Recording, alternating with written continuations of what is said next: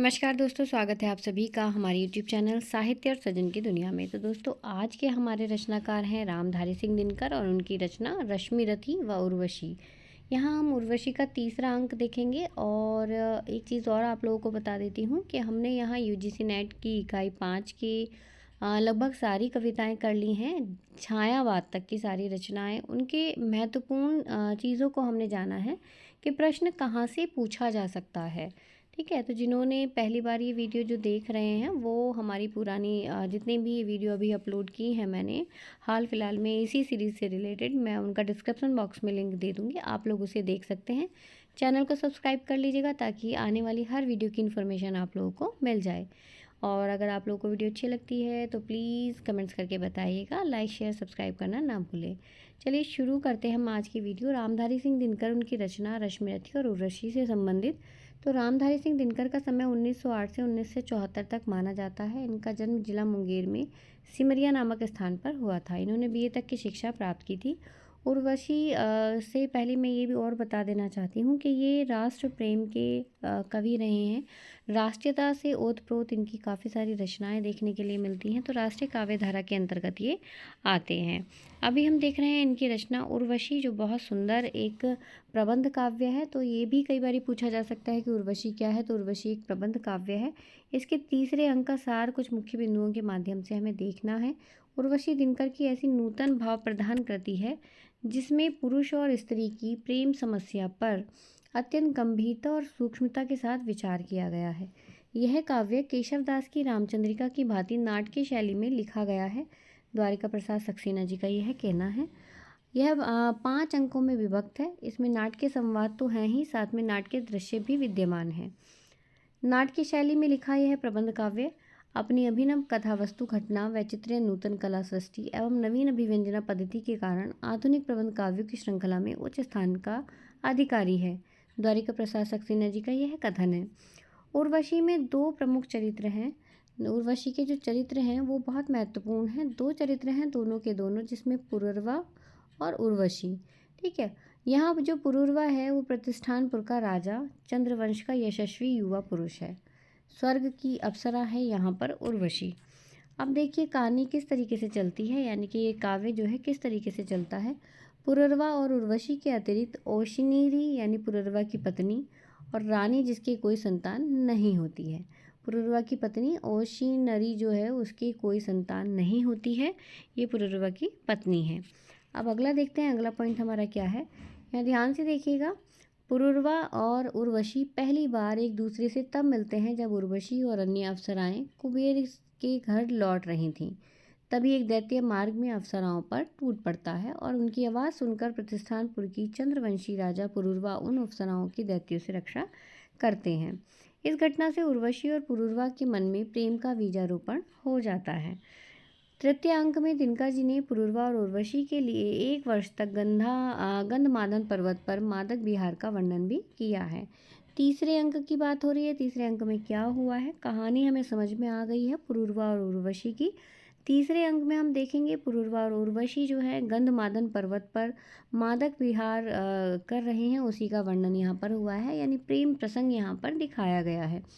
इस अंक में एक देखने के लिए जिस तरह पृथ्वी का प्रत्येक पुरुष स्वर्ग की अप्सरा को प्राप्त करने के लिए ललायित रहता है, तो इस अंक में हम देखेंगे उसी तरीके से स्वर्ग की अप्सराएं भी पृथ्वी के तेजस्वी एवं ओजस्वी पुरुषों को प्राप्त करने के लिए ललायित रहती हैं।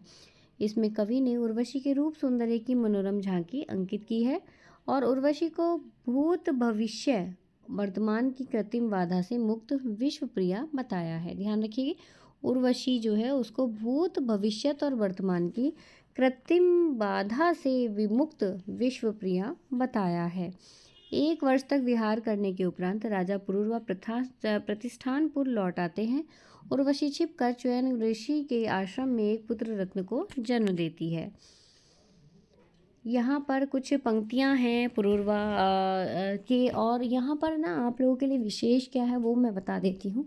यहाँ अर्थ पूछा जाए ना जाए किसी शब्द का, यहाँ पर जो विशेष है वो यह है कि जो ये बात बोली है वो किसने बोली है, यानी ये जो पंक्तियाँ हैं पुरुरवा की हैं या ये उर्वशी की हैं, ठीक है। ये बहुत महत्वपूर्ण है। तो आप लोगों को ना थोड़ी सी रचना को ध्यानपूर्वक देखना होगा ताकि आप पहचान पाएँ कि जो ये पंक्तियाँ हैं ये किसकी हैं, ठीक है। यहाँ पर हम देखेंगे पुरूरवा की जो कथन है पुरूरवा का, जब से हम तुम मिले न जाने कितने अभिसारों में रजनी कर श्रृंगार सितासित नभ में घूम चुकी है, जाने कितनी बार चंद्रमा को बारी बारी से अमा चुरा ले गई और फिर ज्योत्सना ले आई है। जब से हम तुम मिले रूप के अगम फूल कानन में, अनिमिष मेरी दृष्टि किसी विस्मय में डूब गई है। अर्थ नहीं सूझता मुझे अपनी ही विकल गिरा का, शब्दों से बनाती हैं जो मूर्तियाँ तुम्हारे दृग से। उठने वाले क्षीर ज्वार में गलकर खो जाती हैं, खड़ा सिहरता रहता मैं आनंद विकल उस तरु सा, जिसकी दालों पर प्रसन्न गिलहरियाँ किलक रही हों या पत्तों में छिपी हुई कोयल कूजन करती हो। अगला उर्वशी की यहाँ पर कही हुई बात है काव्य में। जब से हम तुम मिले न जाने क्या क्या हो गया समय को, लय होता जा रहा मरुद गति से अतीत घर में, किंतु हाय जब तुम्हें देख मैं सुरपुर को लौटी थी, यही काल अजगर समान प्राणों पर बैठ गया था। उदित सूर्य नभ से जाने का नाम नहीं लेता था, कल्प बिताए बिना न हटती थी वो काल निशाएं। काम द्रुम तल पड़ी तड़पती रही तृप्त पुलों पर तुम आए नहीं कब छिप कर भी सुधि लेने को। निष्ठुर भर निश्चिंत भोगते बैठे रहे महल में, सुख प्रताप का यश का जय का कलियों का फूलों का। मिले अंत में तब जब ललना की मर्याद गंवा कर स्वर्गलोक को छोड़ भूमि पर स्वयं चली मैं आई। तो ये यहाँ पर आप लोग समझ सकते हो, मतलब थोड़े से ध्यानपूर्वक रचना को देख लेने से ही आप समझ जाएंगे कि क्या पुरूरवा ने कहा है और क्या उर्वशी ने कहा है। हाँ, जब दो पंक्तियाँ अगर रचना की दे दी जाए तो थोड़ा सा मुश्किल हो जाएगा। अब बात आती है पुरूरवा की। पुरूरवा कहता है, चिरत कृतज्ञ हूँ इस कृपालुता के हित, किंतु मिलन का इसे छोड़कर और दूसरा कौन पथ संभव था। उस दिन दुष्ट दुनुज को कर से तुम्हें विमोचित करके और छूकर तुम्हें कुम्हारी सखियों के हाथों में लौटा, जब मैं राजभवन को लगा देह की ही केवल रथ में बैठी हुई किसी विदग्रह तक पहुँच गई है। छूट गए हैं प्राण उन्हीं उज्ज्वल मेघों के वन में, जहाँ मिली थी तुम चिरोदधि में ललिमा लहर सी। कई बार चाहा सुरपति से जाकर स्वयं कहूँ मैं, अब उर्वशी बिना यह जीवन भर हुआ जाता है। उर्वशी कहती है, सो तो मैं आ गई हूँ, किंतु यह वैसा ही आना है। अय संकात में ले खींच अयस को जैसे निज बाहों में, पर इस आने में किंचित भी स्वाद कहाँ उस सुख का, जो सुख मिलता उन मनुष्वनी वाम लोचनाओं को, जिन्हें प्रेम से उद्वेलित विक्रमा पुरुष बलशाली रण से लाते जीत या की बल सहित हरण करते हैं। फिर ये पुरूरवा का ये बहुत महत्वपूर्ण पद है, ध्यान से इसको देख लीजिएगा। मैं मनुष्य कामना वायु मेरे भीतर बहती है, कभी मंद गति से प्राणों में सिहरन पुलक जगाकर, कभी डालियों को मरोड़ झंझा कर की दारुण गति से मन का दीपक बुझा बनाकर तिमिरच्छन हृदय को, किंतु पुरुष कभी मानता है तम के शासन को। फिर होता संघर्ष, तिमिर में दीपक फिर जलाते हैं। आगे देखिएगा, यहाँ पर फिर से ये पुरूरवा का कथन है। प्राण की चिर संगनी यह वही, इसको साथ लेकर भूमि से आकाश तक चलते रहो। मर्त्य नर का भाग्य जब तक प्रेम की धारा न मिलती, आप अपनी आग में जलते रहो। अगला देख लेते हैं एक और, ये उर्वशी का करते नहीं स्पर्श क्या पगतल मृति और प्रस्तर का, सघन उष्ण वह वायु कहाँ है, हम इस समय कहाँ हैं। क्योंकि एक प्रबंध काव्य है तो अच्छा खासा बड़ा ये काव्य है और मैंने काफ़ी सारा पार्ट यहाँ पर इसका लिया है।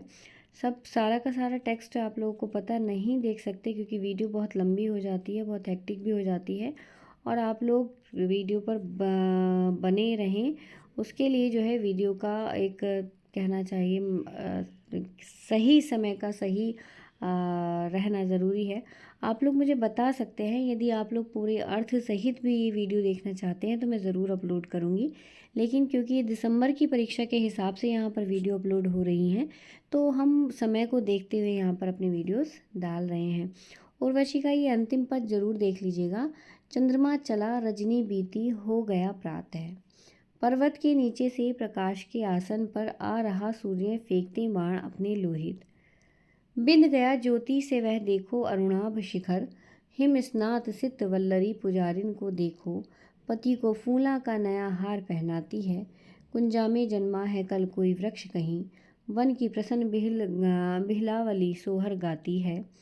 कट गया वर्ष ऐसे ही जैसे दो निमिष गए, प्रिय छोड़ गंधमादन को अब जाना होगा, इस भूमि स्वर्ग के हरे भरे शीतल वन में, जाने कब राजपुरी से फिर आना होगा। कितना अपार सुख था बैठे चट्टानों पर, हम साथ साथ झरना में पांव भिगोते थे, तरु तले परस्पर बाहों को उपधान बना, हम किस प्रकार निश्चिंत छांव में सोते थे।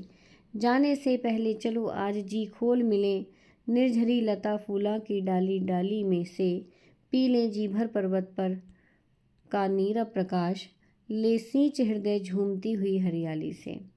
तो ये है हमारा मतलब पूरा हुआ यहाँ पर उर्वशी। और मैंने जैसे आप लोगों को बताया कि इसमें महत्वपूर्ण है उर्वशी और पुरूरवा के बीच के ये संवाद जो एक दूसरे से कर रहे हैं, उनका ये प्रेम प्रसंग, तो वो थोड़ा हमें ध्यान रखना है। इनकी अगली जो रचना है रश्मि रथी, वो बहुत अधिक महत्वपूर्ण है। और महत्वपूर्ण तो इनकी ये उर्वशी भी रही है, रश्मि रथी भी बहुत महत्वपूर्ण है। रश्मि रथी का अर्थ होता है वह व्यक्ति जिसका रथ रश्मि अर्थात सूर्य की किरणों का हो।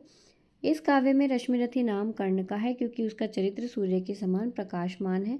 यह भी एक प्रबंध काव्य है जिसकी रचना सन 1957 ईस्वी में हुई थी। इस प्रबंध काव्य का कथानक 7 सर्गों में विभक्त है। इसमें महाभारत के पराक्रमी महारथी कर्ण का जीवन चरित्र अंकित है। इसके पहले सर्ग की हम बात कर लेते हैं। पहले सर्ग में देखते हैं कर्ण अर्जुन की प्रतियोगिता का वर्णन है। कृपाचार्य द्वारा कर्ण की जाति और उसका कुल पूछने पर कर्ण को लज्जित होना पड़ता है। ये इसका पहला सर्ग है। तो ठीक है, पहले सर्ग में क्या है, यहाँ मैंने हिंदी में ही पूरी इसकी डिटेल दे दी है, पहले आप इसको देख लीजिए। कर्ण अर्जुन की प्रतियोगिता का वर्णन है। इसमें कृपाचार्य द्वारा कर्ण की जाति और उसका कुल पूछने पर कर्ण को लज्जित यहाँ पर होना पड़ता है।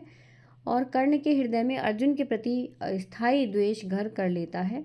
दुर्योधन कर्ण को अपना सखा मान करके उसे अंगदेश का राजा बना देते हैं। अब दूसरे सर्ग में क्या होता है, दूसरे सर्ग में हम देखते हैं। इस सर्ग में कर्ण को परशुराम के आश्रम में रहकर धनुर्वेद की शिक्षा ग्रहण करते हुए अंकित किया गया है। वहाँ कर्ण अपनी जाति छिपाकर और ब्राह्मण बनकर परशुराम का शिष्य बन जाते हैं। यह रहस्य एक दिन खुल जाता है और परशुराम कर्ण को यह श्राप दे देते हैं कि एक समय पर ब्रह्मास्त्र विद्या को तुम भूल जाओगे। फिर तीसरा सर्ग में क्या होता है ये देखना है। इस सर्ग में पांडवों के वन से लौटने का वर्णन है। कृष्ण के दूत बनकर हस्तिनापुर जाने का चित्रण है। कृष्ण के कहने पर भी दुर्योधन के द्वारा पांडवों को 5 ग्राम तक न देने का चित्रण भी इसमें किया गया है। ये ध्यान रखना है कि कौन सी बात किस सर्ग के अंतर्गत चल रही है। कृष्ण के कहने पर भी दुर्योधन के द्वारा पांडवों को 5 ग्राम गांव तक न देने का चित्रण इसमें हुआ है। कृष्ण को बंदी बनाने और कृष्ण का विराट रूप दिखाकर वहां से निकल जाने का चित्रण यहाँ पर है। कृष्ण द्वारा कर्ण को पांडवों के पक्ष में मिलाने का रोचक वर्णन भी यहाँ पर देखने के लिए मिलता है तीसरे सर्ग में। चौथे सर्ग की तरफ चलते हैं। चौथे सर्ग में हम देखेंगे कर्ण की दानशीलता का निरूपण यहाँ पर है। इंद्र द्वारा कर्ण के कवच और कुंडल दान में ले आने का वर्णन भी है। इंद्र द्वारा कर्ण को एक अमोघ शस्त्र देने का वर्णन भी यहाँ पर देखने के लिए मिलता है चौथे सर्ग में। पांचवें सर्ग में हम देखेंगे कुंती का कर्ण के समीप जाकर उसे अपना पुत्र मानने और अपने पक्ष में जो है कहीं ना कहीं वो बात करती हैं, अपने पक्ष में मिलाने का वर्णन करती हैं कि तुम दोनों तो भाई हो, तुम काहे झगड़ा कर रहे हो। इस तरीके से कुंती ने जो है वो समझाने का प्रयास इसने करती है कर्ण को। तो फिर कर्ण द्वारा कुंती को आश्वासन कि वह 5 पांडु में पार्थ को नहीं मारेगा, ऐसी बात वो बोल देते हैं। फिर हम छठे सर्ग की तरफ चलते हैं। छठे सर्ग में हम देखेंगे भीष्म कर्ण को पांडवों और कौरवों से मिलकर के रहने की सलाह देते हैं। कर्ण अपने मित्र दुर्योधन के निवेदन पर भीष्म पिता के चरण छूकर रथ क्षेत्र में कूद पड़ता है। इसी छठे सर्ग में हम देखेंगे कि कर्ण पांडवों पर भारी पड़ता है, भयंकर युद्ध चलता है। कृष्ण घटोत्कच से कर्ण को भिड़ा करके इंद्र द्वारा दिए गए अमोघ अस्त्र को घटोत्कच पर छुड़वा देते हैं। और अगला जो 7वां सर्ग है, इस सर्ग में हम देखेंगे, इस सर्ग में भी युद्ध का ही वर्णन चलता रहता है। तो इस तरीके से ये जो है सर्ग चले आ रहे हैं। इसमें वह युधिष्ठिर, भीम, नकुल और सहदेव को बार बार अपने उंगली में फंसा करके छोड़ देता है। अंत में अर्जुन कर्ण को मार देता है। इस तरह एक शूर, दानी, तपस्वी, सत्यवादी योद्धा कर्ण का महाभारत में अंत हो जाता है। तो ये थी महाभारत की एक कथा जो कर्ण की कथा है, और यहाँ पर हम रश्मिरथी में उसी कथा को देखते हैं। रश्मिरथी के कुछ महत्वपूर्ण पद यहाँ पर हैं। थोड़े विशेष पदों को मैं थोड़ा आप लोगों से बताती चली जाऊँगी। ऊंच नीच का भेद न मानो, वही श्रेष्ठ ज्ञानी है। दया धर्म जिसमें हो, सबसे वही पूज्य प्राणी है। क्षत्रिय वही भरी हो, जिसमें निर्भयता की याग। सबसे श्रेष्ठ वही ब्राह्मण हो, जिसमें तप त्याग। आगे इसी में है अंग देश का मुकुट से छोड़ करके कर्ण वाला भी नहीं, ये बैठे हुए सुखद आतप में मृग रोमंथन करते हैं। वन के जीव विविर से बाहर हो, विश्रब्द विचरते हैं। सूख रहे चीवर रसाल की नन्ही झुकी टहनियों पर नीचे बिखरे हुए पड़े हैं इंगुत से चिकने पत्थर। अगला ये सर्ग देख लेते हैं। इसमें हम पर मेरा क्या दोष, हाय मैं दूसरा क्या करता। पी सारा अपमान द्रोण के, मैं कैसे पैरों में पड़ता। और पांव पड़ने से भी क्या गूढ़ ज्ञान सिखलाते वे।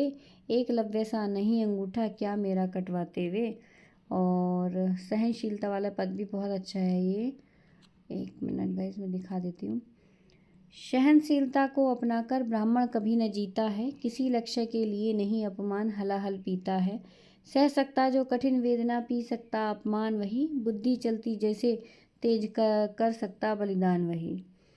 अगला हमारा तीसरा सर्ग है। तीसरे सर्ग में हम देखेंगे सच है विपत्ति जब आती है। बहुत महत्वपूर्ण पद है ये। सच है विपत्ति जब आती है, कायर को ही दहलाती है। शूरमा नहीं विचलित होते, क्षण एक नहीं धीरज खोते। विघ्नों को गले लगाते हैं, कांटों में राह बनाते हैं। रश्मिरथी की विशेष पंक्तियाँ तीसरे सर्ग से ली गई हैं। अगला हम देखते हैं इनका कथन। अगर हम यहाँ देखें रश्मिरथी का, और तो तीसरे सर्ग में यहाँ पर उदिया चल, यहाँ देखो, दिप्ते जो ग्रह नक्षत्र निकर, सब है मेरे मुख के अंदर। दृग हो तो दृश्य कांड देख, मुझमें सारा ब्रह्मांड देख। चर अचर जीव जग अक्षर, नश्वर मनुष्य सुर जाति अमर। षट कोटि सूर्य शत कोटि चंद्र, षट कोटि शरीर सर बिंदु मंद। सर्ग 4 की तरफ हम जा रहे हैं। ये देखो, समझा तो यह और न कोई, आप स्वयं सुरपति हैं। देने को आए प्रसन्न हो, तब को नई प्रगति है। धन्य हमारा सुयश आपको खींच मही पर लाया। स्वर्ग भीख मांगने आज सच ही मिट्टी पर आया।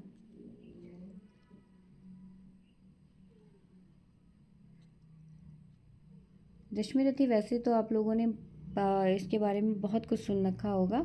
इसके पदों को भी ज़रूर पढ़िएगा, बहुत अच्छे लगते हैं। तर्पण में पूरे की पूरी रश्मिरथी पर आपको पूरी कविता मिल जाएगी, विश्वास जी के पूरे गायन शैली में।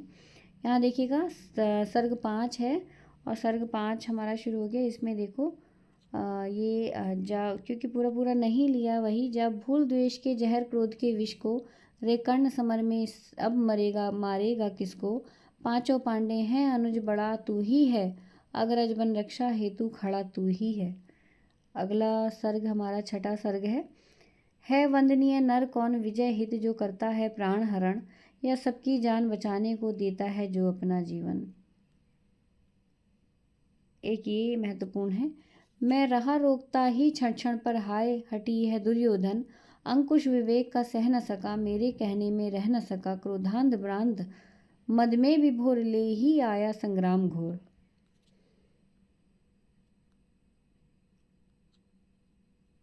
सातवां हमारा सर्ग है। सातवें सर्ग का ये पद देख लेते हैं। अर्जुन तुम भी अपने समस्त विक्रम बल का आह्वान करो, अर्जित असंख्य विद्याओं का ही सजग हृदय में ध्यान करो। जो भी हो तुम में तेज चरम पर उसे खींच लाना होगा, तैयार रहो कुछ चमत्कार तुमको भी दिखलाना होगा। तो ये भी जो है रश्मि रथी की ही महत्वपूर्ण पंक्तियाँ हैं, 7वें सर्ग से ली गई हैं। तो गाइज़ ये हुआ हमारा रामधारी सिंह दिनकर की ये दोनों रचनाएं जो हमारे पाठ्यक्रम में शामिल हैं, उर्वशी और रश्मि रथी। उर्वशी का सिर्फ तीसरा सर्ग हमारे पाठ्यक्रम में है और रश्मि रथी पूरी की पूरी हमारे पाठ्यक्रम में लगी हुई है। अगर आप इसके थोड़े से भी पद अच्छे से याद कर लेते हो, ध्यान से देख लेते हो, तो काफ़ी इससे महत्व मिलने वाली है कि इसीलिए मैंने पहले सारे के सारे सर्गों को खोल करके दिखा दिया है कि किस सर्ग में क्या हुआ है। ठीक है, तो ये बहुत महत्वपूर्ण है। और अगर आप लोगों को वीडियो पसंद आती है तो एक बारी और मैं आप लोगों से बोल देती हूँ, प्लीज़ कमेंट्स करके ज़रूर बता दीजिएगा, इससे काफ़ी हौसला मिलता है। मिलते हैं अपनी नेक्स्ट वीडियो में, तब तक के लिए बाय बाय।